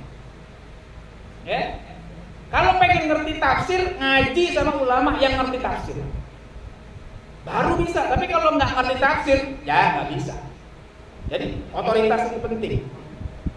Kalau kita ketemu guru yang punya otoritas, nggak usah kemana-mana, bisa jadi orang besar. Kami punya guru di Jakarta, dulu ada namanya Muallim Syafi'i Hazami. Kami berisik tahu banget itu. Muallim Syafi'i Hazami itu nggak pernah pesantren, nggak pernah ke Timur Tengah. Tapi alumni pesantren, alumni Timur Tengah pada ngaji sama beliau. Kenapa gitu? Karena gurunya orang alim. Beliau ngaji kepada ulama-ulama yang alim di Jakarta. Sama Habib Ali Kuita, sama Habib Ali Umur. Guru-guru yang lainnya banyak. Jadi kata dia, alhamdulillah, biar kata saya nggak pernah mondok, nggak pernah ke Timur Tengah, tapi guru-guru saya paham banyak bidang ilmu. Makanya yang dari Timur Tengah pada ngaji tuh di majelis beliau. Ulama-ulama tuh banyak kalau dulu beliau masih hidup ya. Di majelis itu dihadiri oleh banyak ulama. Dan kalau beliau nggak hadir karena sakit itu ulama-ulama yang di bawah yang biasa dengerin nggak ada yang berani gantiin. Kenapa? Takut ditanya sama yang lain. Kenapa? Nah kalau yang pertanyaannya orang-orang kayak gitu mungkin nggak terlalu berat. Kalau yang nanya ulama beda lagi pertanyaannya tuh. Ya, nah, kayak begitu. Jadi punya keilmuan baik dan pengalaman. Nah, itu pentingnya. Terus cara ngedapetin guru kayak gitu apa caranya? Nah kata beliau musyawarah. Kalau kata kita sekarang konsultasi. Ya, Bapak Ibu kalau pengen ngaji nih, gimana ya? Tanya siapa guru yang bisa ngajar. Cari, disaranin si fulan. Misalnya di sini belajar ilmu Al-Qur'an, Dr. Anuri. Oke, itu bagus. Ya, orang-orang tahu dia memang ahli di bidang Quran. Jadi dikasih tahu, siapa lagi? Kemudian observasi. Dulu. Jadi kalau mau belajar itu observasi dulu. Selain musyawarah, kalau musyawarah lebih gampang nih. Tinggal nanya rekomendasi siapa? Fulan. Asal udah dikenal, udah gak pakai lama-lama. Kalau belum kenal, observasi, disurvei. Kalau dulu gitu orang. Jadi kata beliau dalam kitabnya Mazhab Hanafi itu, kalau mau ngaji kepada ulama tertentu, disurvei 2 bulan. Disurvei itu maksudnya diperhatiin dulu. Dia nggak langsung ngomong ke gurunya, dilihatin dulu. Ngajarnya gimana, akhlaknya gimana. Kalau cocok baru dia datang, menawarkan diri, daftar kalau kata kita, saya pengen belajar. Tapi kalau di tengah perjalanan dia lihat kok yang disampaikan sama akhlaknya nggak cocok nih, dia nggak mau ngaji, nggak mau, dia tinggal kayak begitu. Kenapa? Ilmunya nggak sesuai dengan amal. Bahkan ada dalam cerita para ahli hadis, ada orang pengen ngambil hadis katanya dari seorang ulama, katanya itu ahli riwayat tinggi. Nggak langsung minta riwayat, dari jauh ditungguin dulu. Nah, lagi keluar dari musola, tungguin. Dari jauh ini kita lihat, dia bawa makanan ayam kalau kita gitu ya, atau kambing gitu. Di ayam lah, gitu. Ayam dipanggil, begitu udah deket, ayam pengen makan, digoyangin tangannya. Jadi nggak dapet tuh ayam. Itu sama yang menyari ditinggal dan pulang. Kenapa gitu tuh jauh? Enggak, dia sama ayam aja bohong, apalagi sama orang. Lihat tuh, bagaimana ketatnya ulama kita dalam mencari guru sampai kayak begini. Nggak mau, saya nggak percaya dia sama ayam aja bohong. Enggak, jangan orang itu nggak layak diburu. Betul, ketat gitu. Nah kalau bisa gitu, tapi kita kalau sekarang udah nggak usah observasi deh. Tanya aja siapa nih yang bisa, siapa yang layak untuk mengisi. Kita beri rekomendasi.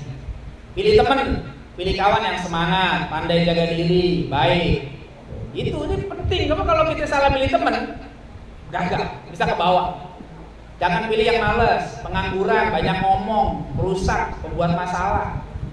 Ke bawah nanti kita. Kalau kita malas, salah. Saya dulu waktu ngaji di Kampung Melayu, waktu masih kecil, saya ngaji. Ada senior saya. Dia tuh udah jadi murid kesayangan guru saya.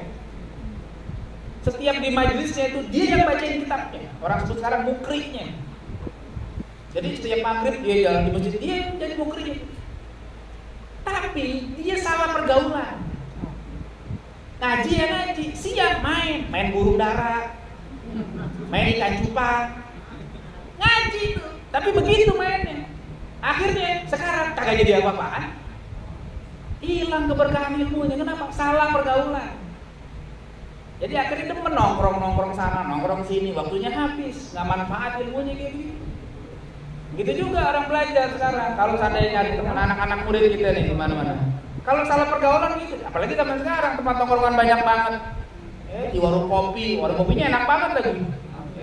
Nongkrong 2 jam, 3 jam, habis aja itu waktu. Makanya harus cari teman yang baik kalau mau belajar. Ngaji cari teman yang semangat, jangan temennya nggak semangat.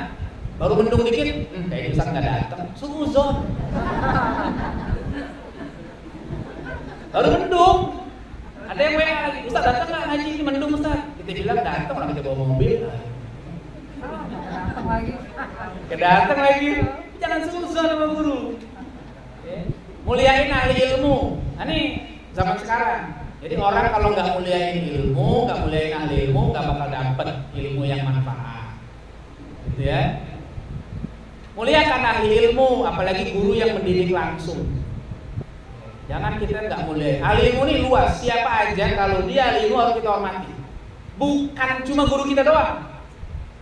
Ya, jadi jangan hanya menghormati kalau guru kita doang. Kalau guru lain kita nggak hormati, jangan. Guru lain tetap kita hormati. Dia ahli ilmu. Meskipun mungkin dalam beberapa perkara kita nggak sepakat. Ya, jangan kemudian nggak, dia bukan guru saya. Nggak boleh gitu. Hormati, karena dia ahli ilmu. Nggak sepakat urusan lain. Nggak apa-apa nggak sepakat, tapi jangan kita menghinakan. Oh enggak, pokoknya dia nggak benar, ilmunya nggak boleh diterima. Nggak boleh gitu, dia ahli ilmu, harus dihormati. Orang yang pengen keturunannya jadi ahli ilmu wajib muliain ahli ilmu. Ya, kalau bapak ibu pengen punya anak jadi ahli ilmu, muliain ahli ilmu. Beneran, insya Allah itu terbukti mujarab. Imam Ghazali itu bapaknya itu sangat cinta ahli ilmu, bukan orang kaya. Dia cuma pedagang kain doang, benang wol. Tapi tiap pulang dagang dari pasar bawa makanan ke rumah gurunya, ngaji bantuin, khidmah, sambil doa, ya Allah pengen punya anak kayak Syekh Fulan. Dua-duanya anak jadi ulama tuh. Imam Ghazali jadi ulama, adiknya juga Ahmad jadi ulama. Kenapa? Ya itu salah satu faktornya karena orang tua yang begitu menghormati para ulama, begitu. Ya. Jadi jangan kita pelit sama guru anak-anak kita gitu ya. Saya sendiri mengalami waktu kecil, saya ini bapak saya, kakek saya itu dagang soto. Tiap Selasa saya itu nganterin soto tuh ke rumah guru ngaji saya, disuruh kakek lu anterin ke guru. Pakai rantang. Dulu belum zaman Tupperware. Ya, pakai rantang, bawa nasi, di atasnya soto, atasnya lagi lauk, ada empingnya, ada acarnya, ada sambelnya, 4 tingkat tuh. Bawa tiap Selasa tuh saya tuh, sampai pas udah dewasa anak-anaknya cerita sama saya tuh, anaknya ada punya pesantren di Banten satu orang. Tahu nggak itu? Dulu tiap Selasa aneh nggak bakal berangkat sekolah sebelum ini datang. Kenapa? Soto, kata dia gitu. Loh, jangan disangka loh. Ternyata kayak gitu menggirankan anak guru kita. Berkahnya di situ. Jangan dianggap sepele. Makanya saya kalau ada orang suka nanya gitu, Ustaz, kan nggak mondok, nggak pernah belajar ke Timur Tengah. Kok bisa sih ngaji? Kok bisa ngajar? Saya jawabannya simpel aja. Mungkin ini berkah orang tua saya yang cinta sama ulama, gitu aja saya bilang. Kalau ukuran ngaji mah saya biasa-biasa aja. Ngaji juga jarang. Ngaji cuma seminggu sekali, palingan gitu. Ya bolak-balik gitu aja. Pesantren enggak. Tapi kita nggak tahu tuh doa orang tua kita, kebaikan orang tua kita, guru-guru kita ridho sama kita. Gara-gara gitu. Tiap Selasa tuh saya nganterin tuh. Kayak begitu, ya. Ada yang lain-lain, ya. Terus berusaha cari ridho guru, jauhi marahnya, laksanakan perintahnya kalau nggak maksiat. Ini khidmah. Muliain guru, muliain setiap orang yang memiliki hubungan dengan guru. Yang dimuliain bukan cuma gurunya, keluarganya, anaknya, istrinya, orang tuanya, adiknya, guru dari guru kita, gitu juga. Pokoknya semuanya. Temennya datang, hormati. Karena dia orang yang apa? Orang yang mulia. Di sini diceritain ada satu kasus seorang ulama besar pada saat itu jadi ulama, lagi ngajar kayak begini di hadapan murid-muridnya. Kadang-kadang lagi duduk ini tiba-tiba diri. Terus kan duduk lagi. Lagi anak-anak ngajar ngomong tiba-tiba diri lagi. Sampai muridnya nanya, "Guru, kenapa ya kadang-kadang diri, kadang-kadang duduk?" Kata dia apa? Pas saya lagi ngajar, anak guru saya main di situ katanya. Saya ngelihat anak guru saya. Jadi ketika ngelihat anak guru saya ingat sama guru saya. Jadi dalam rangka hormati dia berdiri, ingat sama gurunya. Itu anaknya, bukan gurunya. Nah, itulah adab orang dulu kayak begitu. Makanya pada berkah ilmunya. Boleh nggak diri? Boleh. Untuk memuliakan ahli ilmu dan orang-orang soleh boleh. Baca aja kitab-kitab fikih, banyak pembahasannya. Imam Nawawi termasuk yang mengatakan sangat dianjurkan. Muliakan ilmu dengan senantiasa bersuci setiap kali belajar. Ini pada rangka memuliakan ilmu. Kita bagusnya kalau mau ngaji ini wudu, ya, jangan. Kalau batal wudu lagi. Metode pembelajaran. Ini contohnya, banyak lagi nih. Belajar, kadarnya diulang 2 kali. Ya. Belajarnya setiap hari belajar dengan kadar itu sehingga menjadi terbiasa. Terus tambah pelajaran bertahap, pelan-pelan. Jangan belajar terlalu banyak, takut terbebani. Ya. Belajar dikit-dikit aja, kalau kebanyakan capek juga. Ya, saya pernah ngajar diminta bahasa Arab. Jadi bisa nggak Ustaz bikin pelajaran kelas bahasa Arab, kursus singkat bahasa Arab, 10 pertemuan? Bisa. Jangankan 10 pertemuan, sekali juga bisa. Masalahnya kepalanya pada sanggup mana? Ayo. 10 kali bisa, jangankan 10 kali, sekali saya bisa selesai itu materi kaidah itu. Tapi masalahnya yang belajar kepalanya kuat nggak? Jangan-jangan lembul gitu. Baru 3 pertemuan, bubar. Gimana dipaksain? Nah itu makanya harus pelan-pelan.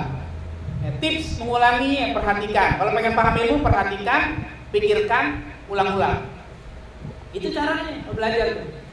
Banyak diskusi, musyawarah, tukar pikiran, muzakarah kalau kata kita. Kalau di pesantren ada tradisi bahsul masail, ya, atau ada seminar kalau zaman sekarang. Tuh begitu bagian tradisi ilmu tuh. Ya. Terus lakukan dengan insaf, perlahan, penuh perhatian, tidak mencela dan emosi. Jadi kalau diskusi, duduk nih sama-sama ahli ilmu, diskusi, jangan nyela. Kalau udah nyela, itu nggak sehat diskusinya. Kalau kita punya perbedaan pandangan dengan orang lain, duduk bareng. Tapi jangan menghina di belakang. Duduk bareng, cari solusi. Kalau dia benar, terima. Kalau dia salah, koreksi aja. Gitu. Itu lebih bagus daripada nggak mau ngomong, nggak mau diskusi, tapi tiba-tiba menghina. Itu nggak bagus. Tujuannya cari kebenaran, bukan cari pembenaran. Ya. Oke. Nah, ini cara ngulang nih yang diajarin. Ini metode nih. Kalau mau dicoba ampuh ini. Gimana cara ngulang pelajaran? Kalau pelajaran kemarin, ngulangi 5 kali. Tuh. Pelajaran 2 hari sebelumnya 4 kali. Polanya gitu tuh. 3 hari sebelumnya 3 kali, 4 hari sebelumnya 2 kali, 5 hari sebelumnya 1 kali. Jadi gitu pola ini terusin. Lama-lama nempel. Kenapa? Karena kita ngulang-ulang terus. Ngulang lagi. Cuma gitu. Pelajaran yang kemarin kita, nih sekarang nih Bang Ibu-ibu belajar, Bapak belajar nih. Ulangin tuh 5 kali. Kalau pengen paham. Tapi kalau jiro ya nggak paham. Habis ngaji di taruh, ya udah susah. Jadi sebenarnya yang masalah tuh bukan metode udah benar. Tinggal kita amalin. Amalin aja. Ngamalinnya susah, itu masalah. Jadi makanya wajar kan kalau jadi orang ahli itu susah. Karena memang capek kerjanya. Dulu saya kalau ngamalin gitu. Hari ini dikasih berapa? Saya hafalin, hafalin. Capek memang, tapi begitu udah dijalani lama-lama enak. Akhirnya di saat orang-orang pada bingung, kita paham. Kenapa? Karena udah biasa. Capek, emang capek. Ya kayak gini metodenya kira-kira kalau mau belajar. Kalau pengen jadi ahli ilmu, tapi kalau enggak, ya udah nggak apa-apa. Yang penting belajar aja deh, hadir. Dah, segitu aja dulu. Banyak sebenarnya, cuman kalau saya bahas semua bisa sampai jam 12 malam. Ibu-ibu nggak pulang ntar. Ya. Wallahu a'lam bishawab. Demikian itu yang bisa saya sampaikan. Terima kasih. Maaf kalau ada kekurangan. Silakan kalau ada yang mau disampaikan atau mau ditanya oleh Bapak Ibu sekalian. Monggo.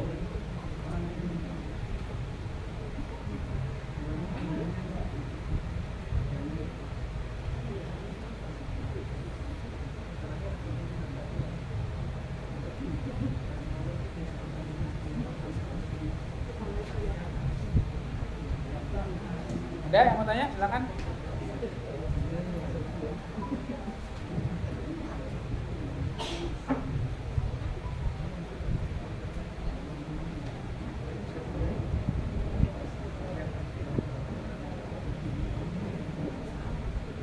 Gak ada?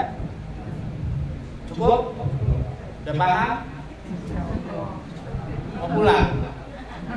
Itu yang lain juga ya. Ya ala kulli hal kita kenalin ya, pokoknya ini memang satu khazanah. Maksud saya kenapa perlu menyampaikan ini, karena ini sayang. Terjemahannya udah banyak kitab ini, Bapak Ibu sekalian. Kalau pengen beli terjemahan udah banyak banget. Karena kitab ini bukan kitab baru. Kalau mau baca, pengen tahu bagaimana dulu pendidikan Islam itu berhasil melahirkan kader-kader terbaik, karena yang dikaji kayak begini. Bagusnya gitu, supaya didampingi. Kalau enggak, takutnya dia juga bingung. Enaknya emang dipelajari pelan sampai akhirnya diterapin dikit-dikit. Oh begini. Justru saya kajian khusus pesantren kali ya? Enggak juga. Ada juga mungkin sebagian yang mengadakan kajian umum, bisa jadi ada. Nah, perlu dicari kalau ada. Saya juga dulu pernah ngadain di umum, maksudnya di pesantren tapi untuk umum, gitu ya. Malah boleh juga kayak gitu-gitu, bagus karena buat apa? Buat kita bekal kalau mau belajar tuh kayak apa? Adabnya kayak apa? Karena memang pembahasannya banyak detail. Ini kan tadi saya cuma poin-poinnya doang. Itu aja kalau kita amalin udah bagus, apalagi kita lebih detail. Panjang banget. Dan saya sendiri merasa dapat manfaat banyak dari kitab ini. Alhamdulillahnya dulu ngaji dibimbing langsung sama guru. Nah, jadi ngerti gimana caranya sampai ya sehari-hari lah sama guru gitu ya. Dari waktu masih SMP sampai hari ini kitab yang paling berpengaruh boleh saya bilang dalam hidup saya ini yang mengubah mindset kita ketika belajar. Jadi orientasinya udah bukan kayak apa ya, orang-orang yang orientasinya duniawi. Kenapa? Rezekinya itu ada lah. Baik, Bapak Ibu sekalian, terima kasih. Ada mau tanya? Apa tuh? Ustaz, saya mau menyampaikan pertanyaan. Ya betul. Kata temen nih, kan orang Yahudi itu pinter-pinter ya. Oke. Nah, pinternya itu karena mereka memang menuntut ilmu itu atau memang dasarnya dia pinter. Tapi kenapa dengan kepintaran itu menjadi dengar gitu? Sebenarnya Yahudi, Bani Israel yang disebut di Quran itu mereka yang disebut pinter itu yang pada masa itu, ya, yang hebat, yang unggul itu pada masa mereka hidup yang disebut di Quran ini. Sekarang kenapa mereka pinter-pinter ya? Sebenarnya karena belajar juga. Memang mereka tekun, ada hal-hal yang mereka tekuni. Tradisi ilmunya dijaga, budaya ilmunya ada yang masih dijaga oleh mereka. Cuma problemnya itu tadi, karena mereka tidak mendasarkan ilmu mereka dengan keimanan, jadi akhirnya rusak. Munculnya para orientalis yang ada di Barat, pemikir-pemikir di Barat hari ini yang coba menyebarkan pemikiran-pemikiran yang keliru, yang bertentangan dengan agama kita itu asalnya dari mereka, dari tradisi Yahudi. Kemudian pengaruhnya luar biasa kemana-mana, sampai akhirnya kayak sekarang ini. Karena mereka hanya fokus pada budaya ilmunya saja, dijaga. Seriusnya memang tekun, kita harus akui ada ketekunan itu. Tapi ketika mereka tidak kaitkan dengan keimanan yang benar, mereka sudah keluar dari jalur keimanan yang benar yang dulu disampaikan oleh nabi-nabi, Nabi Musa, mereka tinggalkan. Akhirnya ilmu itu tidak membawa maslahat, tapi jauh bagi mafsadah. Jadi timbulnya kerusakan. Itu yang harusnya membuat kita beda dengan mereka. Sebenarnya kita bisa lebih unggul dari mereka kalau kita mau belajar serius. Misalnya bisa. Kalau kita mau belajar serius, kita bisa unggul. Apalagi agama kita itu memotivasi kita dengan serius. Ayat pertama yang turun itu ayat tentang ilmu. Ayat perintahnya baca. Itu kan perintah belajar. Masalahnya sekarang kebanyakan orang itu Islam justru perintah itu yang ditinggal. Disuruh baca, orang sekarang malas baca. Ya, kecuali yang memang mereka itu betul-betul belajar serius ya, di pesantren masih tradisi bacanya kuat. Di sebagai lembaga pendidikan, di pendidikan umum susah, baca itu udah malas, susah. Anak-anak, jangankan anak-anak murid, guru-gurunya udah malas. Makanya belakangan muncul wacana untuk literasi, kan gitu kan? Literasi di sekolah. Nah sekarang literasi cuma jadi wacana. Literasi cuma jadi apa? Seminar literasi, tapi nggak dipakai aksi, nggak ada aksinya. Ya udah nggak berbuah apa-apa. Orang-orang cuma ngomong literasi gimana caranya menghidupkan tradisi baca di murid-murid. Nah gurunya malas baca. Gimana muridnya mau semangat baca? Nggak bisa. Jadi faktornya banyak. Satu, yang ketekunannya ada, maka mereka bisa unggul. Kedua, supporting dananya juga banyak. Ya, supporting dananya banyak. Jadi untuk melahirkan orang-orang jenius, mereka habis berapa miliar, habis berapa triliun. Orang kita yang muslim, yang kaya banyak, Tapi yang punya semangat untuk apa? Keilmuan berapa orang? Akhirnya supportingnya nggak gitu. Tapi buat apa? Buat acara-acara yang membuat lalai, serius mereka jadi sponsor. Hanya banyak meme beredar. Ada orang yang kerjanya serius, gajinya bercanda. Guru-guru di kampung banyak yang gajinya cuma 200.000. Coba bayangkan. Sementara yang kerjanya bercanda-canda, ketawa-tawa di TV yang merusak generasi, gajinya serius. Sekali tampil berapa ratus juta itu. Mana? Dan itu nggak disikapi. Menteri Pendidikan kita mana? Harusnya itu disikapi oleh Menteri Pendidikan. Itu kan merusak. Percuma kita teriak-teriak pendidikan begini-begini. Yang merusak pendidikannya dibiarin. Harusnya dari pemerintah, dalam hal ini yang khusus Menteri Pendidikan. Jadi bukan cuma mikir bagaimana pendidikan kita siap menghadapi peluang pekerjaan. Tapi kerjaan ini yang merusak anak-anak banyak. Ya, belum lagi gadget, itu banyak. Hiburan-hiburan. Ya di medsos itu kan banyak hiburan. Itu dananya kan miliaran. Banyak orang gelontorin ini. Tapi buat keilmuan nggak serius. Jadi faktornya memang nggak satu faktor yang membuat mereka bisa unggul. Mereka bisa riset macam-macam. Dananya besar. Dana riset di barat itu besar banget. Makanya orang di barat itu banyak rebutan riset. Kenapa? Karena dananya luar biasa. Sampai istilahnya guru-guru besar di kampus-kampus barat itu banyak yang jadi apa ya? Dalam tanda kutip autis. Artinya dia punya dunia sendiri, dia nggak mau bergaul sama orang. Kenapa? Ada proyek besar yang dikerjakan sama dia. Duitnya dapat. Ya, dia kerjakan proyek ini nanti begitu proyek itu berhasil dipresentasikan sama dia, dapat dana lagi. Kita nggak bisa bersaing. Kenapa? Ibu-ibu, dosen-dosen di kampus itu kalau pengen bikin penelitian biaya sendiri. Gaji dosen berapa dulu? Udah gajinya kecil, ngajar suruh banyak, suruh penelitian. Gimana penelitian yang dibikin dengan ala kadarnya bisa mengalahkan penelitian yang dikerjakan dengan support yang luar biasa? Jangan mimpi. Kalau masih begini kondisinya kita akan tertinggal terus. Wajar, kenapa? Kita nggak support. Ya, kasihan dosen-dosen. Saya kan dosen juga tahu lah gimana rasanya tuh. Ya, disuruh bikin paper, jurnal ini, jurnal itu. Emang tuh dosen-dosen dibiayai juga. Kebanyakan dosen-dosen itu nyari sendiri. Ya, apalagi sampai bisa tembus ke jurnal-jurnal yang bergengsi itu butuh biaya puluhan juta. Banyak, tantangannya banyak. Jadi nggak, supportingnya kurang. Ya. Penghargaan terhadap keilmuan masih belum banyak. Orang-orang masih lebih menghargai artis daripada ilmuwan. Gitu ya. Jadi kalau ada artis tuh dipuja-puja betul. Giliran ahli ilmu, baik ilmu umum atau ilmu agama apalagi ya, kurang dihargai, masih belum. Jadi akhirnya kita masih, jadi Nabi kalau kita lihat, kenapa pada masa Nabi Muhammad peradaban begitu tinggi? Karena yang dihargai ilmu, dia membuat peradaban itu tinggi. Tapi kalau yang dihargai bukan ilmu, ya jatuh peradaban itu aja. Jadi faktornya banyak memang. Belum lagi faktor apa? Berantem antara umat Islam itu juga. Itu yang membuat kita nggak maju, ketinggalan sama mereka. Yahudi itu kompak.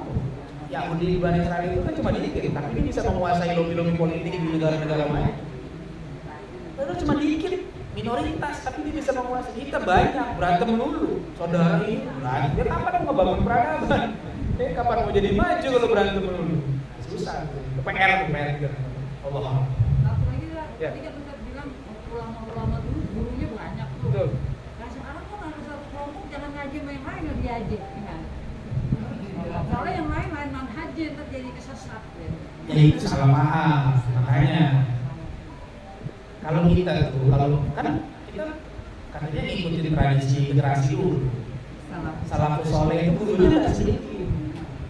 Imam Bukhari itu deh, kita ambil Imam Bukhari deh yang udah dibilang disepakati ke keilmuannya dan ilmu hadis paling sahih. Itu maksudnya ada ulama ya, kalau Bukhari bukan. Oh bukan, dia ulama berikutnya, dia di bawah generasi Imam Syafi'i di bawah. Dia sezaman dengan Imam Ahmad bin Hanbal, generasi lebih muda lah kurang lebih. Jadi di bawah, dia mungkin masuknya di bawah, tapi mungkin ya, generasi pokoknya di bawah, dia kan abad ke 2 atau 3 kurang lebih. Ini Ini lihat Imam Bukhari itu ulama yang sangat hebat. Disepakati lah, kita tahu siapa yang paling hebat. Gurunya ribuan Imam Bukhari, dan dia bukan ngambil ilmu dari satu mazhab. Jangan dikira dalam Sahih Bukhari itu rawinya semuanya Sunni, enggak. Kalau yang ngerti dalam Sahih Bukhari itu ada yang rawinya Mu'tazilah, ada yang rawinya Syiah, ada. Kok bisa gitu? Nah, iya, tapi Imam Bukhari kan pinter. Jadi meskipun dari Syiah, ada yang bisa diterima dia. Makanya benernya kayak tadi contoh suami istri. Nah, kayak gitu. Jadi makanya nanti kalau belajar ilmu hadis itu, kalau perbedaan mazhab gitu ya, itu kalau dia selama masih dikenal sikoh, itu tetap diterima periwayatannya. Meskipun beda, kenapa? Karena kalau seandainya beda mazhab langsung ditolak, itu akan banyak hadis yang terbuang. Ya, jadi kayak gitu. Dan itu bukan cuma Imam Syafi'i, bukan Imam Bukhari, imam yang lain pun gitu. Imam Syafi'i itu punya guru-guru yang mazhabnya berbeda. Biasa saja, nggak anti. Ya, tapi dia bisa memilih, ini baik, ambil. Sebenarnya dengan banyak guru itu kita bisa punya pandangan luas. Jadi kalau kita punya guru hanya satu saja, akhirnya kita menganggap yang lain itu salah. Ini menyempitkan. Satu guru, satu kelompok guru. Betul. Kita nih belajarlah kepada ulama-ulama yang Ahlus Sunnah wal Jamaah. Betul. Itu aman. Tapi kalau ada manfaat dari yang lain di luar Ahlus Sunnah wal Jamaah, selama itu benar, terima. Jangan kita tolak. Ya. Jangan karena beda afiliasi, beda ormas, beda majelis, beda kita tolak. Yang kita cari itu kebenaran dari manapun datangnya. Gitu ya. Dari manapun datangnya. Meskipun ada yang bisa kita tolak, ya kita tolak. Tapi jangan semuanya ditolak. Hatta yang Ahlus Sunnah wal Jamaah sendiri, kalau nggak benar jangan ikutin. Gitu kan? Bisa aja kan ulama Ahlus Sunnah wal Jamaah salah, bisa nggak? Bisa. Tapi jangan kita ikutin. Gitu ya. Kita melihat ada orang yang secara mazhab Ahlus Sunnah wal Jamaah misalnya gitu ya. Tapi secara perilakunya atau secara pendapatnya ada yang kurang serem, ada yang ternyata kayak keliru, jangan ikuti, koreksi. Tapi itu tidak mengeluarkan dia dari kesunahan. Kalau sama jamaah bisa jadi kalau ada yang keliru bisa. Biasa gitu. Dikoreksi pendapatnya oleh ulama berikutnya itu sebenarnya perkara biasa. Nah, begitu juga dengan pendapat yang lain. Kalau benar kita terima. Jangan kita anti dengan yang lain. Sekarang ada yang agak ekstrim, misalnya nggak mau orang Islam yang sekarang nih teman-teman beli buku dari salah satu penerbit misalnya, karena dianggap penerbit itu terafiliasi dengan Syiah. Salah kalau menurut saya. Kenapa? Penerbit itu mungkin pemiliknya terafiliasi Syiah, tapi buku-bukunya bagus-bagus. Yang bukunya bagus-bagus beli. Yang bukunya terkontaminasi ya jangan beli. Jadi itu aja sebenarnya. Kenapa? Karena memang penerbit itu bagus, gitu ya. Tapi kan ada yang Syiahnya buang, gitu. Jangan diambil, yang ajak-ajak ke Syiahnya itu jangan dibeli. Tapi kan tidak semua buku yang diterbitkan penerbit itu Syiah, gitu. Kita harusnya begitu. Jadi kita cerdas dalam memilih, ya. Itu harus adil, kira-kira begitu. Ibu juga nggak mesti sepakat semua dengan saya. Boleh berbeda. Saya kalau dalam masalah ini saya nggak sepakat sama Ustaz, ya nggak apa-apa. Jadi memperkaya ibu juga khazanah yang ibu pelajari. Saya nggak mesti harus disepakati semuanya. Saya pun dengan guru saya juga sama. Saya banyak belajar ke guru ini. Dalam hal tertentu saya nggak sepakat sama yang ini. Saya sepakatnya sama yang ini. Tapi semuanya punya dasar dan saling menghormati. Nggak ada tuh yang namanya ketika saya berbeda pandangan dengan guru saya lalu saya merendahkan guru saya, nggak ada. Tetap saya hormati, bagaimanapun juga dia guru saya. Cuma saya berbeda dalam beberapa pandangan saja dengan beliau. Ya, jadi kita lebih dewasa belajar. Allah. Ya, cukup ya. Allah kita ketemu di lain kesempatan lagi. Mudah-mudahan sehat dan kita bisa istiqomah terus belajar. Kita tutup dengan hamdalah dan doa kafaraah. Alhamdulillahirobbilalamin. Subhanallahumma wa bihamdika. Assalamualaikum warahmatullahi wabarakatuh. kembali.